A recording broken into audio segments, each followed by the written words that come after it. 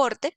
para finalmente abordar unas recomendaciones que sé que es el punto que a la mayoría de las personas que están aquí conectadas les interesa, pues teniendo en cuenta que muchas, digamos que entran dentro de este espectro de sujetos obligados a adoptar este nuevo sistema. Entonces, dentro de estas recomendaciones abarcaremos cuál es el contenido que debe tener este sistema, daremos unas recomendaciones generales sobre cómo desarrollar una implementación idónea de un sistema de prevención de riesgos de lavado de activos y los aspectos que, de acuerdo con la normativa de la superintendencia, detonan un mayor nivel de relevancia para su adecuada implementación. Entonces, retrocediendo un poco en el tiempo, para un poco conocer el contexto de dónde nacen las obligaciones de implementar sistemas de prevención de riesgos de lavado de activos, tenemos como un origen la resolución 74854 del Ministerio de Transporte, en el cual se establecía de manera obligatoria la implementación del sistema de prevención de lavado de activos. Recordemos que el régimen o el marco de aplicación de esta resolución se circunscribía únicamente a empresas de transporte terrestre de carga, lo cual dejaba de lado a un gran número de actores importantes dentro del sector de transporte, del sector portuario y marítimo. Posteriormente, en el año 2018, se emitió el decreto 2409 en el cual se define a la Superintendencia de Transporte como suprema autoridad administrativa en tránsito, transporte y en su infraestructura. Esto tomará mucha relevancia porque, como veremos posteriormente dentro del ámbito de aplicación y de los sujetos obligados a implementar este sistema, no solamente se encuentran empresas dedicadas al transporte, sino también empresas con concesiones portuarias, con concesiones de infraestructura de transporte. Entonces, como vemos, esto digamos que guarda relación también con esta exigencia de la Superintendencia de Transporte de, digamos que fungir como la autoridad administrativa de estos tres frentes. Posteriormente, ya digamos que un par de años después, en el 2022, se emite una ley que es muy famosa en materia de compliance, de regímenes de lavado de activos y de corrupción y soborno transnacional, que es la Ley 2195 de 2022. Esta ley es importante porque establece principios en materia de debida diligencia, reglas y digamos que normas relacionadas a la prevención de corrupción y soborno transnacional, pero a su vez es una ley que incluye un artículo que obliga a todas las autoridades con facultades de supervisión, vigilancia y control a emitir lineamientos para prevenir y mitigar los riesgos, bien sea de corrupción, de soborno o de lavado de activos, frente a sus sujetos, digamos que supervisados o controlados.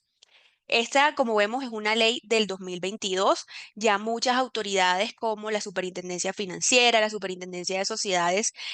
habían, digamos que, emitido lineamientos que robustecieron a raíz de esta ley y tomó un par de años para que la Superintendencia de Transporte, digamos que cumpliera con esta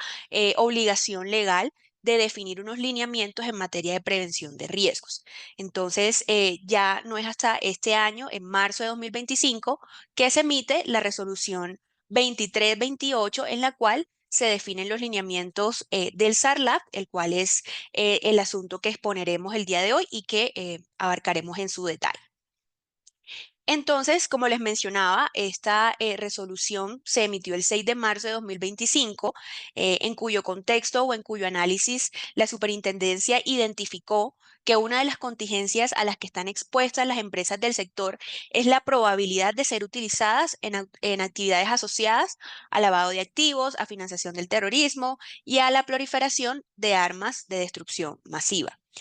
Es por ello que la superintendencia exige a los sujetos de vigilancia, inspección y control frente a los cuales, digamos que es la autoridad administrativa,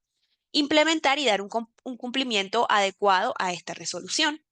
Asimismo, esta resolución establece que los sujetos obligados cuentan con un plazo de 8 meses contados desde la entrada en vigor de la presente resolución. Entonces, un poco como vemos, nace entonces, además de ser una obligación legal, una exigencia que nace de la Ley 2195 del 2022, la superintendencia también identifica al sector como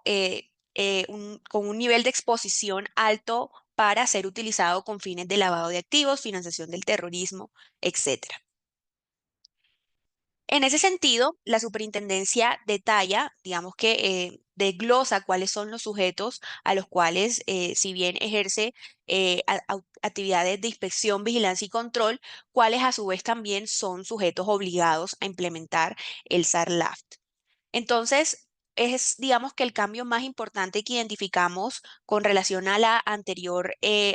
norma emitida por el Ministerio de Transporte, que como lo mencionaba anteriormente, solo abarcaba las empresas de transporte terrestre de carga. Hoy, como vemos, la Superintendencia de Transporte tiene un espectro mayor, abarcando en primer lugar empresas habilitadas para transporte público de carga, bien sea marítimo, ferrero, fluvial, aéreo y por carretera. Entonces, digamos que indistintamente del tamaño de la empresa o de la compañía que prestan servicios públicos, que sea intermunicipal, interdepartamental o incluso, digamos, que operen a nivel regional, digamos que la normativa no distingue dentro de estos tamaños o diferenciación entre las empresas. Siempre que se encuentren habilitadas para ejercer actividades de transporte público de carga, son empresas obligadas a implementar el SARLAFT. Asimismo, frente al transporte público de pasajeros tenemos, digamos que el mismo margen amplio, es decir, empresas que estén autorizadas para realizar actividades de transporte público de pasajeros, bien sea marítimo, ferrero, fluvial, aéreo y por carretera, son a su vez sujetos obligados a implementar el SARLAF. Adicionalmente, tenemos otros sujetos obligados como lo son los concesionarios de infraestructura de transporte, empresas que cuentan con un contrato de concesión vigente para administrar infraestructura de transporte. También son sujetos obligados las empresas de transporte especial, mixto y por cable, los centros integrales de atención a conductores, los centros de enseñanza automovilística, los centros de diagnóstico automotor, los centros de reconocimiento de conductores, las sociedades y operadores portuarios, y esta parte es muy importante y me voy a detener acá, porque nosotros hemos identificado, digamos que en nuestra actividad y en nuestra práctica, que hay muchas sociedades que cuentan con una concesión, con una sociedad portuaria constituida, porque digamos que es una línea de negocio que si bien no es la línea principal, digamos que cuentan también con esa operación de contar con un puerto, puede ser dentro de un parque industrial u operadores portuarios que a su vez cuentan con una sociedad portuaria constituida. Entonces, aquí es importante señalar que no importa que su actividad principal no sea el de, digamos que, fungir como una operación portuaria, si cuentan con una sociedad constituida, vigente, digamos que dentro de, el marco de la supervisión de la Superintendencia de Transporte, son entidades obligadas a implementar el SARLAFT. Adicionalmente, tenemos a empresas desintegradoras de vehículos como sujetos obligados. Entonces, una primera conclusión a la que podríamos llegar teniendo en cuenta este espectro tan amplio que tiene la Superintendencia de Transporte es ese cambio y es esa necesidad que fue identificada partiendo de que el sector transporte marítimo y portuario es considerado como un sector clave y con un riesgo alto a ser utilizado como un medio para realizar conductas relacionadas con lavado de activos o financiación del terrorismo. Entonces, digamos que un poco en línea con ese contexto social y digamos que actual que encontramos, la superintendencia ha ampliado este margen de aplicación de la resolución. Teniendo en cuenta lo anterior y teniendo en cuenta que hoy somos más o son más los sujetos obligados a implementar el SARLAFT, pasemos a mirar un poco cuáles son las diferencias sustanciales entre el anterior régimen de prevención del lavado de activos que había establecido el Ministerio de Transporte al que a día de hoy nos exige implementar la Superintendencia de Transporte. Tenemos muchas diferencias, pero quisimos, digamos que sintetizarlos y abarcar las que consideramos como más relevantes en el marco de la implementación del sistema. La primera, digamos que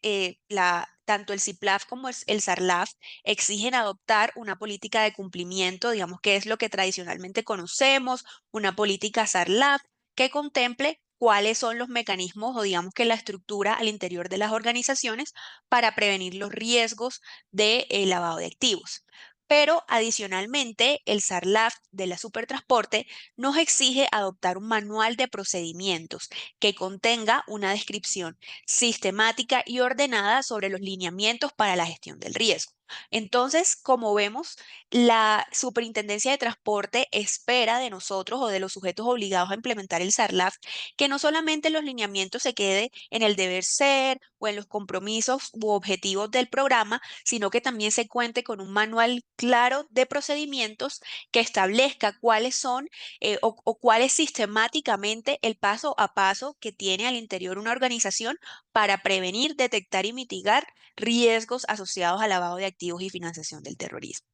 Adicionalmente, el CIPLAF de la Superintendencia de Sociedades nos exige incorporar un código de ética y conducta, pero es muy importante, digamos, que esta particularidad que nos exige la Superintendencia de Transportes y es que este código de ética y conducta emita, digamos, que lineamientos generales a orientar la actuación de todos los empleados o de las personas que integran una organización para prevenir los riesgos de lavado de activos. Entonces, digamos que una diferencia es que la idea de la Superintendencia de Transporte no es contar con un código de ética, digamos que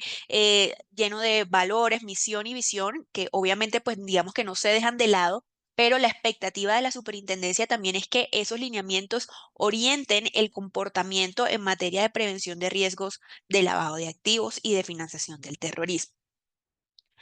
Tanto el CIPLAF del Ministerio como el SARLAF exigían definir procedimientos para la prevención de riesgo. Esto lo que quiere decir es que se deben identificar cuáles son las situaciones al interior de una organización que generan un mayor riesgo, como pueden ser el tipo de operaciones que realizan, el tipo de negocios o relaciones contractuales que celebran y adicionalmente el relacionamiento que tienen con grupos de interés, con clientes, proveedores y demás terceros con los cuales, digamos que se cuenta en el día a día de la operación. Adicionalmente, es importante identificar cuáles son las contrapartes, los productos, los canales y jurisdicciones en los cuales operan las organizaciones y establecer procesos de debida diligencia de conocimiento de clientes, proveedores, socios, empleados y a su vez identificar lo que son catalogados como personas expuestas políticamente. De otro lado, tenemos que el SARLAF también nos exige contemplar las etapas para la gestión del riesgo. Digamos que la anterior normativa emitida por el Ministerio de Transporte no desarrollaba o no entraba en ese detalle sobre cómo se debe gestionar un riesgo de lavado de activos al interior de la organización,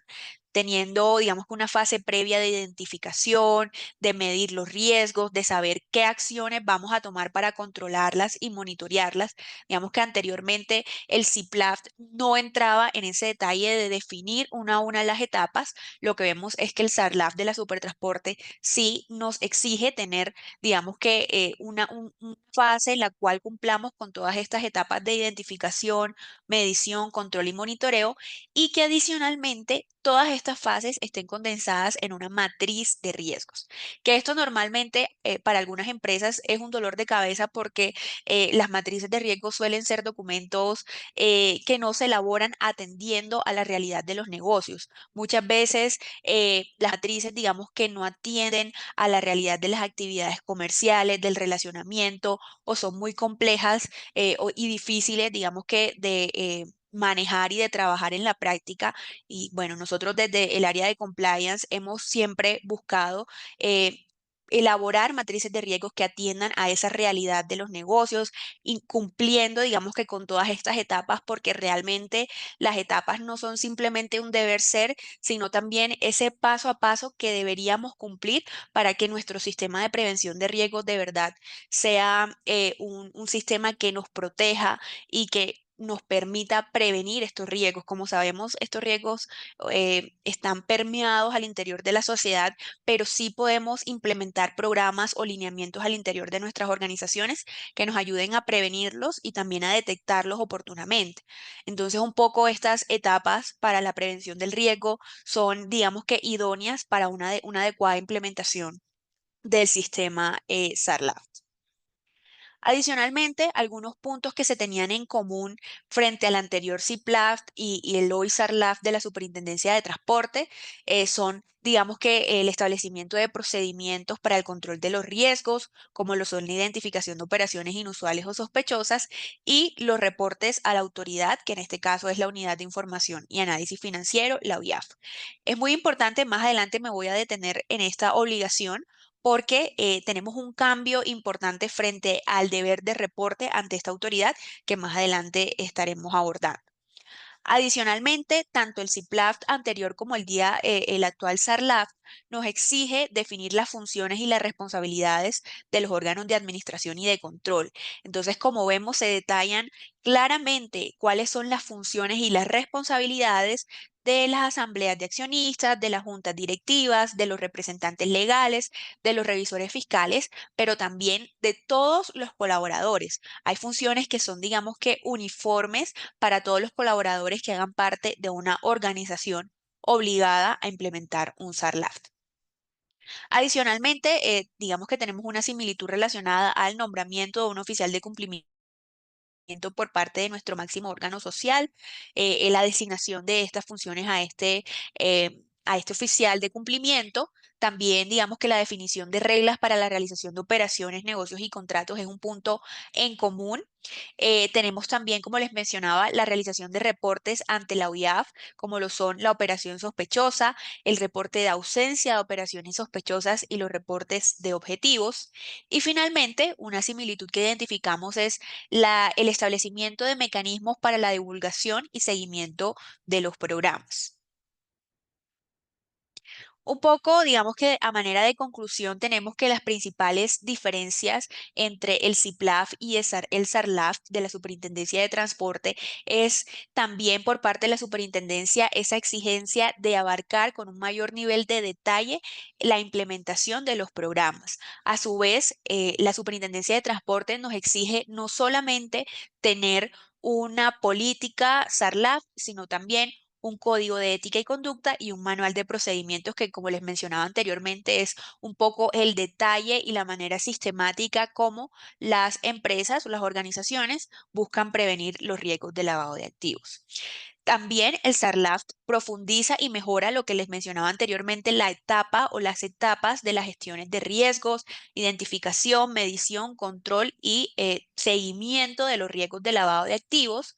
También una diferencia importante y que es muy relevante para las organizaciones y es que el CISPLAF anteriormente nos exigía que el oficial de cumplimiento debía ser un empleado de la organización. El nuevo SARLAF nos permite la tercerización, lo cual es muy importante porque nosotros hemos identificado que muchas empresas a nivel operativo, a nivel de recursos o disponibilidad interna, no pueden contar con un oficial de cumplimiento interno. También digamos que a nivel de carga operativa suele ser un reto poder adoptar todas las obligaciones que están en cabeza del oficial de cumplimiento. Entonces, nosotros al fungir como oficiales de cumplimiento tercerizado hemos identificado que esto también libera un poco a las organizaciones de esa carga operativa adicional, que como veremos a continuación, no son pocas las obligaciones que están en cabeza del oficial de cumplimiento y el no tenerlo o incumplirlas también veremos más adelante que acarrea unas sanciones muy, muy importantes. Adicionalmente, una diferencia muy valiosa es que el SARLAF desarrolla medidas de debida diligencia intensificada y plantea escenarios de cuándo debe ser utilizada, en los casos donde hay relacionamiento con personas expuestas políticamente y cuando se van a realizar transacciones mediante activos virtuales.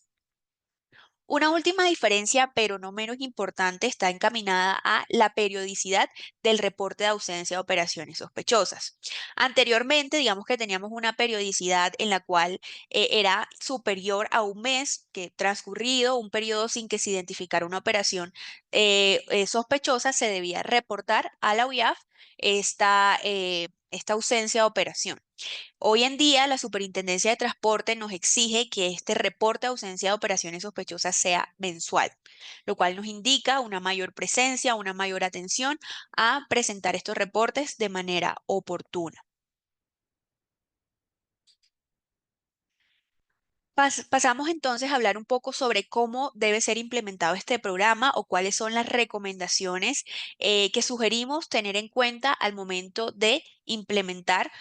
un sistema de prevención de riesgos de lavado de activos de acuerdo con la normativa de la Superintendencia de Transporte. Una pregunta que surgiría en un primer escenario es, ¿qué debe contener nuestra política? Sabemos que, digamos que generalmente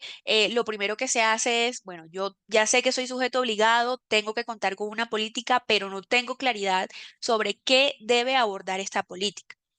Afortunadamente, la resolución es muy clara en establecer cuáles son esos contenidos mínimos de la política en materia de lavado de activos para los sujetos obligados y nos exige primero, como lo veíamos, abordar una política de administración de riesgos, una política que, digamos, que identifique cuáles son los riesgos a los cuales puede estar expuesta la organización y cuáles son esos principios o esas reglas de conducta frente a las cuales se debe regir la organización para administrar los riesgos. Adicionalmente, la política debe tener una manifestación expresa de dar cumplimiento a la resolución 2328, así como debe describir cuáles son los deberes y responsabilidades de los órganos de administración y control, como lo son la asamblea de accionistas, la junta directiva en el caso de que exista la junta directiva, el representante legal, el oficial de cumplimiento, pero también de todos los colaboradores y funcionarios. De igual manera, la política en materia de lavado de activos debe definir los mecanismos para fortalecer la cultura de prevención de riesgos. Es decir, esta política nos debe decir cómo voy a capacitar, con qué frecuencia voy a capacitar, qué medios, digamos que principalmente voy a utilizar para capacitar a todos los colaboradores, empleados y funcionarios de mi organización y poder fortalecer en ese sentido una cultura que permita prevenir e identificar los riesgos de lavado de activos. Adicionalmente, y es un punto muy importante, la política en materia de prevención de riesgos de lavado de activos debe manifestar un compromiso para la asignación de recursos para la mejora continua del SARLAT. Esto lo que quiere decir es que la Superintendencia de Transporte nos exige de establecer la obligación de contar con una disponibilidad de recursos humanos, técnicos, tecnológicos que nos permitan una adecuada implementación del sistema de prevención de riesgos de lavado de activos. Esto también entra muy en juego con lo que veíamos digamos que el oficial de cumplimiento y la posibilidad de tercerizarlo, ya que cuando una compañía presupuestalmente u operativamente no cuenta con esta disponibilidad de recursos, decide tercerizar ese servicio y de esta manera igual garantizar que se cumpla este compromiso que nos exige la Superintendencia de Transporte. Entonces, un punto muy importante que también abarca la superintendencia dentro de los lineamientos generales para la implementación del SARLAF son estas fases o etapas de gestión del riesgo, el cual podemos, digamos que segregar en 6 grandes pasos, como lo son el diagnóstico, la identificación y medición del riesgo, la definición de roles y responsabilidades, la documentación y divulgación, la adopción de medidas correctivas y digamos que finalmente en un punto donde ya tenemos un programa implementado, un programa conciso, un programa que esté acorde a la realidad de nuestra empresa, adoptamos medidas tendientes a hacer un seguimiento y mejora continua de este sistema. En este primer punto del diagnóstico, la idea y lo que nos exige la Superintendencia de Transporte es que identifiquemos, de acuerdo con nuestra operación, con nuestra actividad comercial, con los servicios que ofrecemos, en las jurisdicciones en las que estamos ubicados, identifiquemos cuáles son esos riesgos a los cuales nosotros nos exponemos. Por ejemplo, si somos una empresa de transporte terrestre de carga, es importante que identifiquemos cuando nos estamos exponiendo a riesgos de lavado de activos, porque, por ejemplo, nos es más difícil identificar cuál es el cliente que nos está solicitando la prestación del servicio, cuando desconocemos o no tenemos certeza de cuál es el origen o destino de la carga, y digamos que es un espectro amplio porque muchas veces es información a la cual es difícil acceder. Entonces, lo que la normativa nos dice es, tengan en cuenta todo este contexto, tengan en cuenta todas sus actividades y con base en eso hagan un diagnóstico de sus riesgos, de, digamos, esa mayor exposición. ¿Cuáles son los clientes con los cuales ustedes tienen mayor relacionamiento. Si esos clientes para ustedes suponen un riesgo mayor a temas de lavado de activos, tengamos en cuenta que, digamos que el lavado de activos es un concepto sombrilla que abarca delitos fuente como narcotráfico, trata de personas, testaferrato, entre otros, digamos que delitos tipificados dentro de nuestro Código Penal. Entonces, no solamente, digamos que lo veamos desde una manera un poco macro, sino también teniendo en cuenta todos estos delitos que han sido considerados como delitos fuentes de lavado de activos. Como un segundo escenario o una segunda etapa para una adecuada implementación del riesgo, tenemos una identificación y medición de los riesgos. Entonces, una vez, digamos que habiendo identificado nuestro contexto, habiendo hecho nuestro diagnóstico, lo que, digamos que pasamos a realizar es una medición e identificación de nuestros riesgos. Entonces, identificamos un riesgo porque, por ejemplo, tenemos presencia o una operación fuerte en jurisdicciones que son consideradas como alto riesgo en materia de lavado de activos. Identificamos ese riesgo, lo mapeamos y lo medimos. Entonces ahí podríamos decir, bueno, ¿con qué tanta frecuencia yo tengo actividad comercial o digamos que opero dentro de zonas, digamos que pueden ser incluso nacionales o internacionales, con digamos que un índice alto en materia de lavado de activos? Entonces medimos, bueno, la probabilidad es alta, la probabilidad es media, la probabilidad es baja, y de esa manera vamos uno a uno con nuestros riesgos, vamos identificándolos, vamos midiéndolos, también vamos identificando qué impacto tendría eh, si se llegase a materializar un riesgo de lavado de activos al interior de nuestra compañía, cuál sería la pérdida económica y financiera por las sanciones a las que nos expondríamos a nivel operativo, cómo nos impactaría y, importante, no dejar de lado cómo reputacionalmente también impactaría a una empresa estar asociada a investigaciones o sanciones por temas de lavado de activos. Una vez habiendo, digamos que realizado estas dos etapas iniciales, debemos pasar a identificar cuáles son los roles y responsabilidades que cada uno de nuestros órganos de administración, control y en general todos los funcionarios deben cumplir para prevenir los riesgos de lavado de activos y de financiación del terrorismo. Seguidamente debemos condensar toda esa información, tanto del diagnóstico como de la identificación de riesgo, como de la definición de roles y responsabilidades dentro de nuestros manuales, políticas, procedimientos y como lo veíamos en el Código de Ética y Conducta que nos exige la Superintendencia de Transporte. Estos documentos no pueden simplemente ser, digamos que elaborados y guardados en un cajón y que nadie nunca sepa de qué trata o qué dice. La Superintendencia de Transporte claramente nos dice que primero esta documentación debe ser aprobada por el máximo órgano social, es decir, por nuestra asamblea de accionistas o junta directiva, y a su vez esta documentación debe ser divulgada. Entonces, idealmente no podría pasar que en una organización unos colaboradores, digamos, que no sepan, por ejemplo, que hay una política del SARLAF o cuáles son los lineamientos generales de esta política. Digamos que ese es un escenario que deberíamos evitar porque allí estaríamos, digamos que incumpliendo una parte de la normativa importante en materia de divulgación y prevención de riesgos. Entonces, una vez cumplidas estas primeras cuatro fases, tenemos ya una documentación, una socialización, y ahí debemos es un poco analizar cómo en la práctica no funciona nuestro sistema. Ahí podemos identificar en qué puntos estamos fallando, qué puntos podemos mejorar. Aquí es importante y un poco lo que hemos visto en la práctica y que muchas empresas o sujetos obligados se desaniman es porque ven esto muy lejano, porque digamos que se rinden antes de implementar un programa porque dicen, la verdad, es muy difícil, hay muchas cosas por mejorar. Realmente la superintendencia, digamos que entiende que hay un proceso de transición y no exige que de entrada un SARLAF o un sistema de prevención de riesgo sea perfecto. La expectativa de todas las autoridades de supervisión, vigilancia y control es que los sujetos obligados cumplan con las fases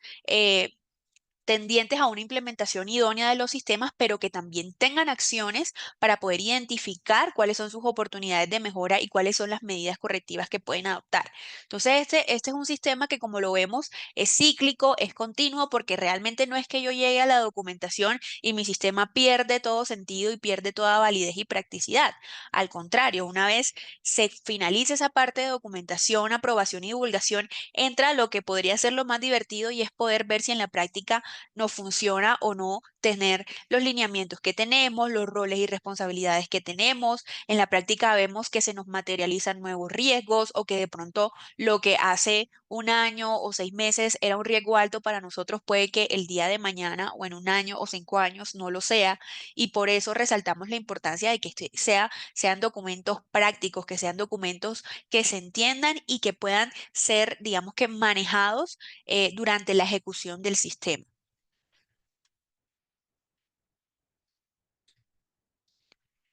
Un punto que también suele preocupar mucho a los sujetos obligados a implementar los sistemas de prevención de riesgos es un poco la documentación que tienen que emitir. A veces es confuso, a veces no se sabe por dónde empezar, muchas veces desean tener una lista sobre la cual hacer un checklist de qué tengo, qué no tengo y qué me falta. Entonces, hoy quisimos también traer un poco esa especie de listado sobre cuáles son ese contenido mínimo que nos exige la Superintendencia de Sociedades, la Superintendencia de Transporte, perdón, para implementar un sistema de prevención de riesgo de lavado de activos. Entonces, en primer lugar, como lo veíamos, tenemos el Código de Ética y Conducta, un documento que establezca los lineamientos y las orientaciones y digamos que la conducta esperada de todos los miembros de la organización para prevenir riesgos de lavado de activos y de financiación del terrorismo. Seguidamente tenemos una política de administración de riesgos que, como lo veíamos anteriormente en la diapositiva, les mostraba cuál es ese contenido mínimo que debe tener esta política, los deberes y responsabilidades, las manifestaciones de compromiso para prevenir los riesgos de lavado de activos, la asignación de recursos, es decir, esta es una política que realmente no la pensemos como una política extensa de 20, 30 hojas, sino un documento conciso que haga check sobre cada uno de esos lineamientos o contenido mínimo que nos exige la Superintendencia de Transporte.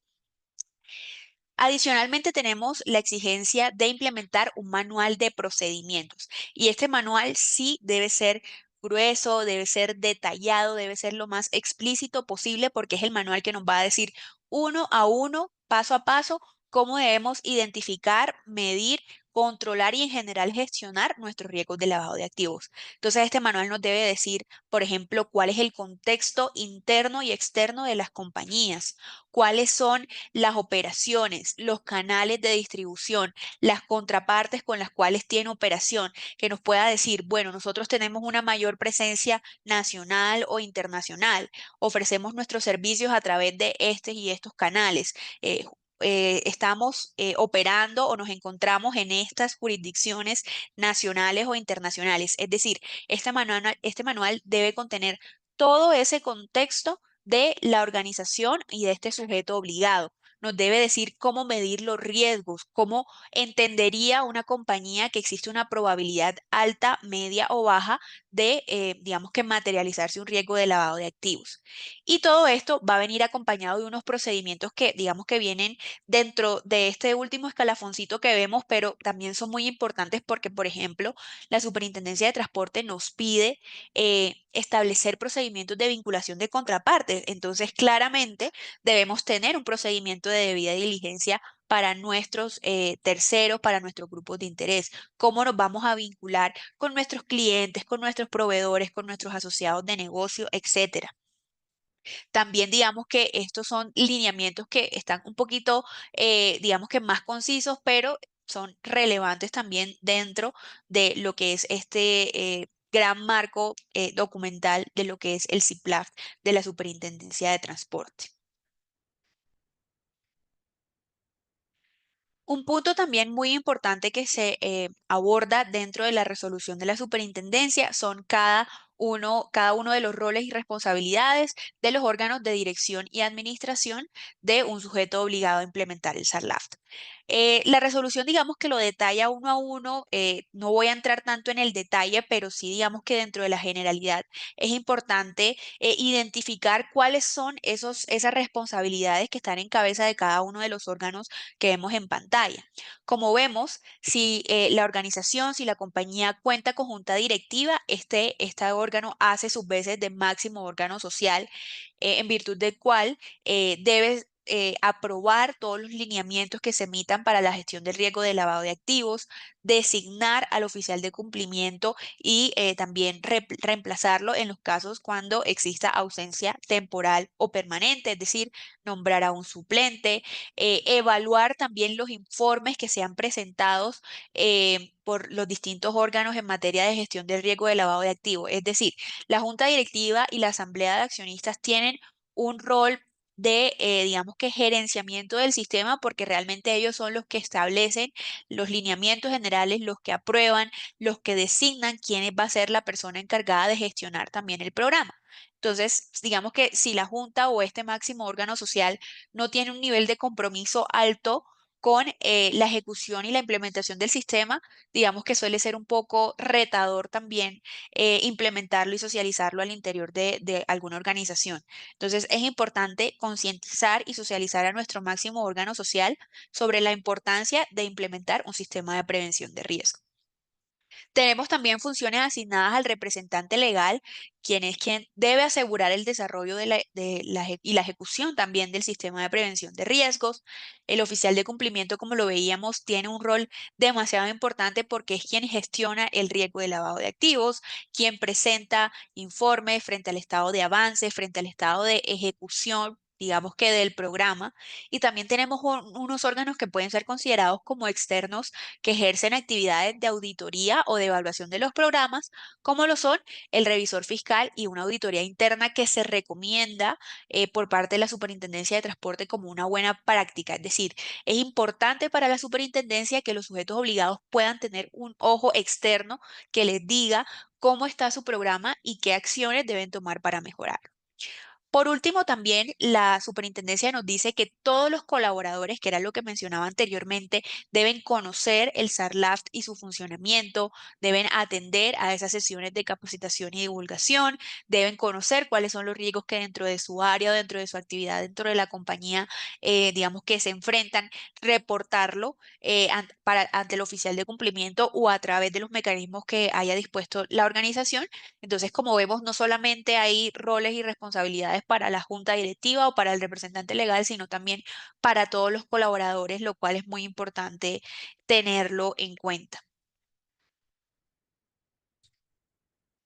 ¿Por qué entonces es importante hablar del nuevo SARLAFT? Hoy quisimos traer con ustedes y compartir con ustedes un caso hipotético con fines prácticos y académicos en el cual buscamos exponer la relevancia que tienen estos lineamientos al interior de una organización. El caso hipotético es el siguiente. Puerto Villas del Mar Limitada es una sociedad portuaria con una concesión vigente por 20 años para operar una terminal multipropósito en la costa Caribe. El puerto moviliza carga general, vehículos y contenedores. Su operación incluye servicios de agenciamiento marítimo, bodega y logística. Una empresa extranjera, Ocean Global Trade Limitada, domiciliada en Panamá, solicita el alquiler de bodegas y manejo logístico para carga de partes industriales de alto valor. El cliente realiza pagos anticipados por $50.000 a través de una sociedad fiduciaria en Islas Vírgenes Británicas. La carga declarada como partes industriales no coincide con la documentación comercial de origen y además el volumen movilizado es muy inferior al declarado inicialmente. Entonces, me voy a detener un momento en este caso y me gustaría que pues cada uno, pues si quieren también participar en el chat, reflexionemos e identifiquemos cuáles son esas operaciones sospechosas que vemos dentro de este caso, cuáles son esas acciones o esa información clave que nos dan donde podemos decir, esto realmente me parece o la identifico como una actividad inusual que podría estar relacionada con actividades de lavado de activos. Primero, digamos que es importante y la normativa nos exige que identifiquemos jurisdicciones de alto riesgo. tanto a nivel nacional como internacional. A su vez es importante hablar sobre jurisdicciones offshores o jurisdicciones consideradas como paraísos fiscales, como lo pueden ser Panamá tradicionalmente o Islas Vírgenes Británicas. Entonces, es importante porque al interior del sector de transporte, del sector marítimo, el sector portuario, tenemos unas situaciones particulares que son consideradas como señales de alerta o situaciones que generalmente podríamos decir esto no nos debería pasar, como por ejemplo cuando hay estas estructuras corporativas en jurisdicciones offshore o en paraísos fiscales como lo veía, cuando hay pagos inusuales o pagos anticipados inusuales sin justificación operativa clara, cuando hay declaraciones inconsistentes, cuando hay falsedad en documentación, como en tarjetas de embarque, bill of landings, etcétera. Y cuando hay una trazabilidad limitada. Es algo muy tradicional y en nuestra experiencia es un reto que tenemos día a día en el sector de transporte y en el sector portuario y es esa, esa limitación que tenemos para, digamos que, trazar o tener un conocimiento claro de dónde viene la mercancía, hacia dónde se dirige, cuál es el destino final, quién es el cliente o el destinatario final, poder identificar que no hayan declaraciones falsas o inconsistentes, que no se estén omitiendo, digamos que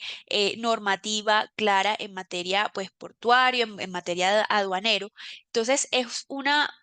constante, digamos que dentro del sector transporte y portuario y realmente, digamos que la reflexión que podemos ver es el hacer una debida diligencia, el identificar a nuestros clientes, a digamos que a los beneficiarios finales de los servicios que ofrecemos, lo podemos catalogar como una obligación de medio y no de resultado. Porque realmente, si entramos a detallar lo que son los lineamientos generales de la Superintendencia de Transporte y en general los lineamientos en materia de prevención de riesgos, podríamos decir que lo que se espera de los sujetos obligados es tomar acciones para poder prevenir e identificar estos riesgos y reportarlo oportunamente. Entonces, podemos tener el caso anteriormente planteado y podríamos decir, bueno, realmente no sé qué acción tomar para, digamos que, identificar o para poder saber si en efecto estoy en presencia de una actividad relacionada con lavado de activos. Si existe duda, si hay elementos clave que nos permiten tener, digamos que, argumentos para considerar que hay una operación sospechosa en materia de lavado de activos, toma también relevancia lo que veíamos anteriormente el reporte ante la UIAF, un reporte que es anónimo, que es un reporte que no genera, digamos que, ninguna obligación adicional. Digamos que la obligación que nos exige la Superintendencia de Transporte es reportarlo ante la autoridad competente. De allá en adelante, todo el proceso de investigación, todo el proceso de identificación, si en efecto es una operación en materia de lavado de activos, digamos que no está en cabeza digamos que la empresa o la organización que denuncia este reporte de operación sospechosa. Entonces, un poco, digamos que en línea con esas obligaciones que nos ha establecido la superintendencia es saber que tenemos mecanismos para reportar y que la obligación es reportar, pero por supuesto tenemos límites, tenemos también ciertas limitaciones para conocer información, que eso dentro de nuestro contexto, dentro del sector transporte, es completamente conocido también para nuestra autoridad y que en ese sentido podríamos definir que nuestra obligación es más de medio que de resultado. Un punto súper importante también para las empresas y para los sujetos obligados es cuáles son las sanciones a las cuales se exponen en el caso, digamos que, de no atender a los lineamientos en materia de lavado de activos por parte de la superintendencia o también de incurrir en conductas relacionadas con el lavado de activos. En materia penal, para las personas naturales involucradas, tenemos pena de prisión de hasta 30 años, multas de hasta 65.000 millones de pesos, prohibición para ejercer cargos públicos y también tenemos, digamos que un espectro administrativo de sanciones para aquellas compañías, sus administradores y las personas involucradas en estas conductas, que son multas de hasta 23.200 millones de pesos y también la inhabilidad para contratar con el Estado. Finalmente, y como se los mencionaba al inicio de nuestra conversación, los daños o los efectos reputacionales no pueden ser vistos, digamos que como un daño menor, porque ese suele ser, y digamos que con base en nuestra experiencia podríamos decir que ese suele ser el daño más impactante y el que muchas veces no se logra cuantificar, porque realmente, ¿cuántos negocios perdemos por estar involucrados en temas de lavado de activos? ¿Cuánto se nos afecta el relacionamiento con terceros o grupos de interés por estar relacionados o investigados por una conducta de lavado de activos? Es algo que muchas veces es difícil de identificar y de cuantificar. Dentro de estos efectos reputacionales podríamos encontrar primero la publicación de las sanciones en medios públicos. La inclusión en listas negras. Hemos identificado que como un control, muchas grandes empresas adoptan unas listas en las cuales incluyen a terceros digamos que idealmente no se deberían sostener relaciones por tener antecedentes en materia de lavado de activos. Entonces, eso también nos cerraría muchas puertas para poder cerrar grandes negocios porque muchas multinacionales y muchas grandes empresas adoptan estos controles para poder protegerse, para poder blindarse frente el relacionamiento, a ese riesgo de contagio que existe en materia de lavado de activos. Y también, por supuesto, la pérdida del buen nombre, de la reputación, de la credibilidad de las empresas. A nivel interno, podríamos tener consecuencias asociadas a procesos disciplinarios, terminación de contratos y también, por supuesto, el reporte a las autoridades competentes. Entonces, para cerrar y un recordatorio que queríamos traerle el día de hoy, que es muy importante, es si ya identificaron que son sujetos obligados, de acuerdo con lo que veíamos al inicio de nuestra conversación, recuerden que el plazo para la implementación del SARLAF es hasta noviembre de 2025. Entonces, ya se nos está acabando el tiempo para poder, digamos que, implementar este programa, para poder surtir todas esas fases que veíamos. Entonces, es momento de, digamos que, ponernos en marcha para poder ejecutar este programa para poder implementarlo y para poder evitar estar expuestos a sanciones como las que veíamos anteriormente. Un estimado, también un tiempo que nos parece importante poner sobre la mesa y es cuánto estimadamente o idealmente se demora la implementación adecuada del SARLAP. Entonces, cumpliendo con todas las etapas, cumpliendo, digamos que con todas las obligaciones que nos exige la Superintendencia de Transporte, idealmente o aproximadamente tarda alrededor de 2 a 3 meses una implementación, no solamente a nivel de gestión documental o de elaboración y proyección de los lineamientos que nos exigen, sino también a nivel de aprobación, de divulgación, entre otros de los elementos que veíamos con anterioridad que nos exige la superintendencia para poder establecer estos programas al interior de nuestras organizaciones. Por último, queríamos traer para ustedes el día de hoy un pequeño cuestionario que seguramente es una pregunta que les ha surgido a lo largo de nuestra charla y es, ¿qué tan listos nos encontramos para implementar el SARLAF? Los invitamos a escanear el código QR que aparece en pantalla, en el cual hay 4 o 5 preguntas muy claves y muy concisas, en el cual digamos que hay un resultado frente a cómo nos encontramos el día de hoy o cómo se encuentra su empresa para implementar el sistema de prevención de riesgos de lavado de activos. También voy a compartir el enlace a través del chat y podemos también pasar a la sesión de preguntas si tenemos preguntas en el chat.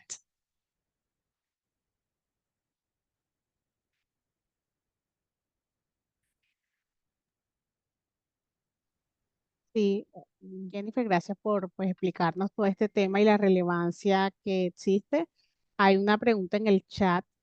que pregunta Francisco Ordóñez. Dice, si tengo una empresa que presta el servicio de montacargas, movilización de carga y tiene registro como operador portuario, ¿entra dentro de los obligados a implementar SARLAF? Perfecto. Gracias, Karen, y gracias, Francisco, por tu pregunta. En efecto, los operadores portuarios son sujetos obligados a implementar el SARLAF de acuerdo con la resolución 2328 de la Superintendencia de Transporte. Como veíamos, todas las empresas que están autorizadas para, digamos que fungir como operadores portuarios con registro emitido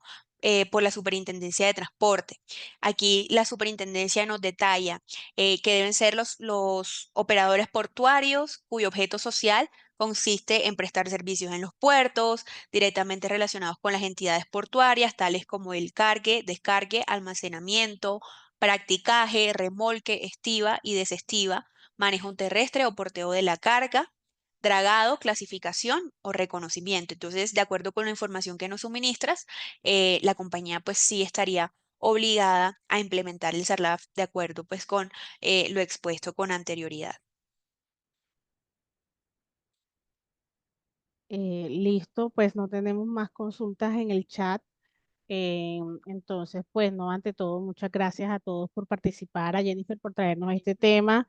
Y si tienen alguna duda o inquietud, invitamos a comunicarse con Olarte. Desde la costa está Beatriz y que puede ser un punto de conexión para todos esos temas que tengan dudas o inquietudes. Que tengan muy buen día. Gracias, gracias a todos por acompañarnos, que tengan un feliz resto de día. Gracias, que estén bien, hasta luego.